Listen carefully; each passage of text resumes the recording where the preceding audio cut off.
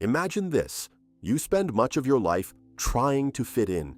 You adjust the way you speak, the way you dress, and the choices you make, all in search of approval. You bend yourself to expectations that are not truly yours, and little by little, you drift away from who you really are. You fear judgment. You look for validation in eyes that change with time, and cling to the belief that your worth depends on how the world sees you. But what if everything you were taught about pleasing others is wrong? What is stopping you from truly living? What if confidence, freedom, and even success are found not in control, but in letting go? Michel de Montaigne, a thinker of the Renaissance, explored this paradox deeply. While the world around him collapsed in conflict, he withdrew to a silent tower, not to escape life, but to observe the human soul. His writings did not aim to instruct or dominate, but to liberate. His philosophy, far from abstract, became a compass for those who wish to live with lightness, authenticity, and inner peace. Montaigne challenged the common idea of success, questioned the need to please, and pointed toward a path of serenity, detachment. In this video, we will walk this path together. We will look at the anxiety of pleasing others, the fear of failure, and the addiction to control. And with Montaigne as our guide, we will discover what happens when you stop caring about what never truly mattered. From an early age, we are taught that if we control everything, we will be safe. Safe from mistakes, from criticism, from failure, as if life were a perfect equation that could be solved with effort and planning. But Montaigne, observing human nature with clarity, saw something few dare to admit. Control is mostly an illusion. We try endlessly to dominate what cannot be dominated, what others think, what might happen, how we will be perceived. In this exhausting struggle, we waste our most precious energy, the energy that could be devoted to creation, to presence, to love. He nearly died in a riding accident, and that experience confronted him with the absolute fragility of life. No plan, no precaution, no obsessive worry could have prevented that accident. And in that moment, something awakened within him.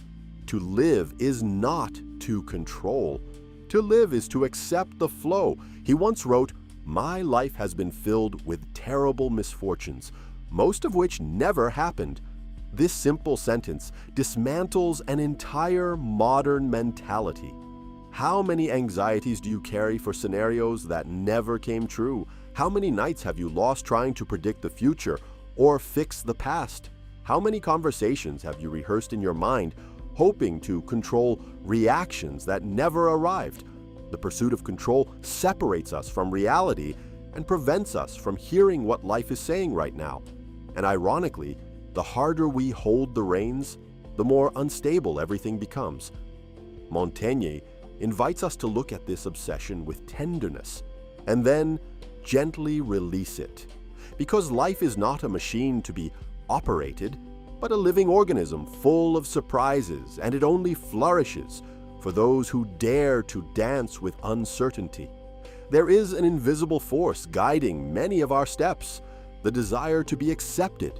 From childhood, we learn that approval is reward, a proud glance, a compliment, a sign of belonging.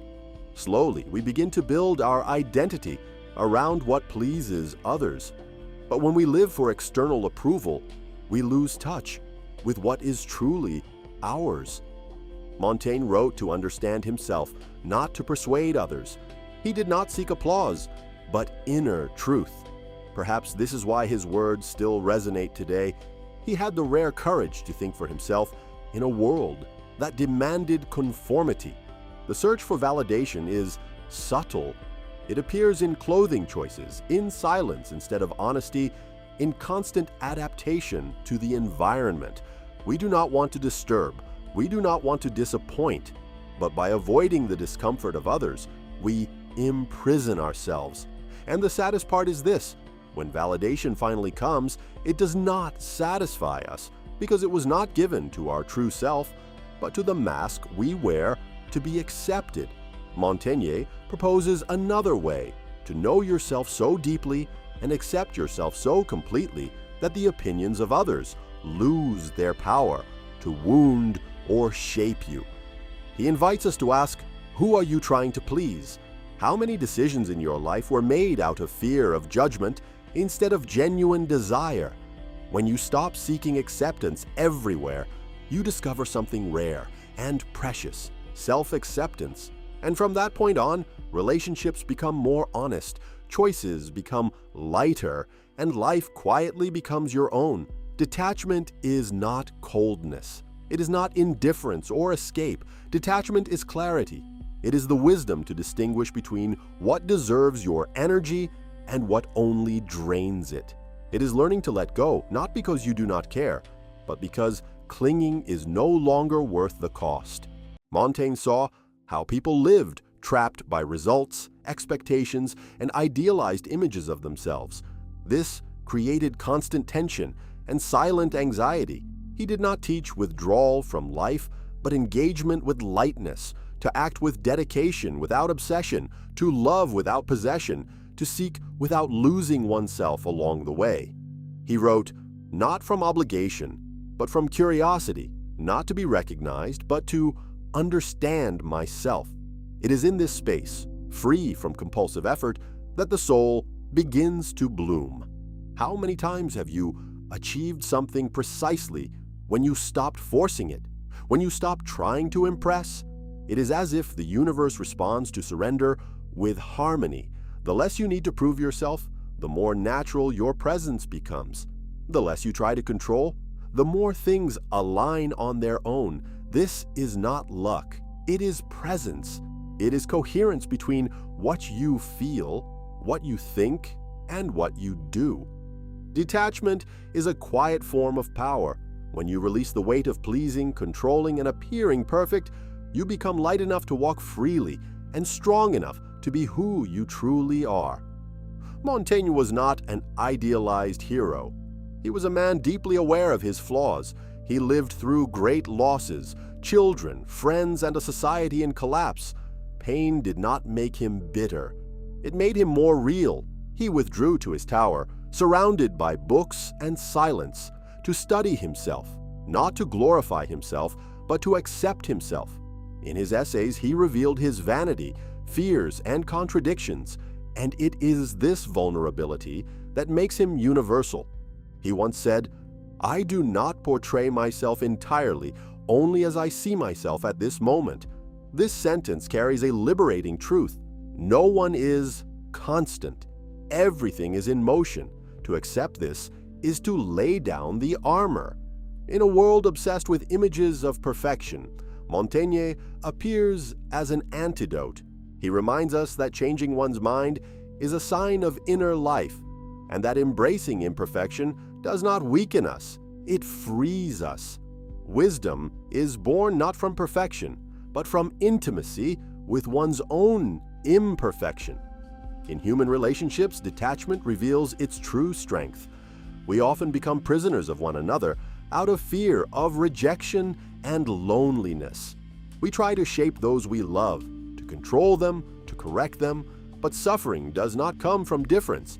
It comes from the desire to dominate. Montaigne understood that love means allowing the other to be. The more you try to hold someone tightly, the more they slip away. The more freedom you offer, the more they choose to stay. True connection arises when two souls walk side by choice, not by obligation. There is a silent moment when something inside us releases. It is not giving up, it is wisdom. It is the moment you realize you do not need to prove yourself all the time. Surrender is not escape. It is reconciliation with life. It is action without anguish. It is living without demanding guarantees. When you stop caring about what others think, you speak with more truth. When you stop chasing perfection, you act with more courage. When you release the fear of failure, you create space to love, to create, and to live. Perhaps the greatest paradox is this: The less you try to control life, the more it begins to organize itself. Montaigne did not leave us rules, formulas, or certainties, but a deeper presence before life. He taught that obsession with control is the opposite of freedom, that the constant effort to please others is the enemy of authenticity, and that fear of failure is often the only real barrier between us and the life we wish to live. When you stop caring about what does not matter, what truly matters begins to grow. When fear is released, courage appears. When the need to prove disappears, the quiet power of simply being is born. And you, what are you still holding so tightly that it has begun to hurt you? What might happen if, just for a moment, you let go? Share in the comments one experience you have had with letting go. Perhaps your story will help someone else begin their own journey of freedom.